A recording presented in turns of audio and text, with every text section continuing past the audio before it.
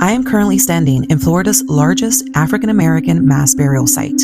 A mass burial site is a location containing multiple human remains that were buried together without a coffin or an individual grave. Usually, it's the result of a tragic event like a natural disaster, global pandemic, or a mass murder. Here, the remains of 674 African Americans were buried together in 1928, following a destructive Category 4 hurricane. To this day, it has been known as the deadliest hurricane to hit Florida, with more than 2,500 fatalities, most of which were migrant farmers. You see, in 1928, this area, which is present-day West Palm Beach, was mostly farmland, so when the hurricane passed through, most of the victims were Black migrant workers. Many of their remains have never been found.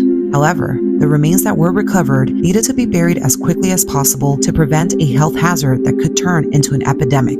This is just one of 3 mass burial sites that was created shortly after the storm. During this time, racial segregation played a role in how the victims were buried. According to reports, 69 white victims were identified and given a proper burial, with many of their relatives being notified to attend a funeral ceremony held at Woodlawn Cemetery. The Black victims, however, were never identified.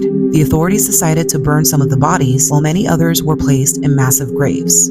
This is one of them. Here, 674 bodies were buried together in 2 layers with no tags or any sort of identification, and their families never given an opportunity to identify their loved ones. For the next 60 years, this site remained unmarked, and those buried here were largely forgotten. Decade after decade, the public remained mostly unaware of this mass burial site. Then, in 1992, a group of city workers located the bones of human remains when plans for construction on the property were initiated. After a lengthy battle for the city of West Palm Beach to require the land, in 2002, the property was officially registered as a historical site, and it was named the Storm of 28 Memorial Park Coalition. And 75 years after the disastrous 1928 hurricane, a marker was finally added in an effort to honor the victims that were lost on that day.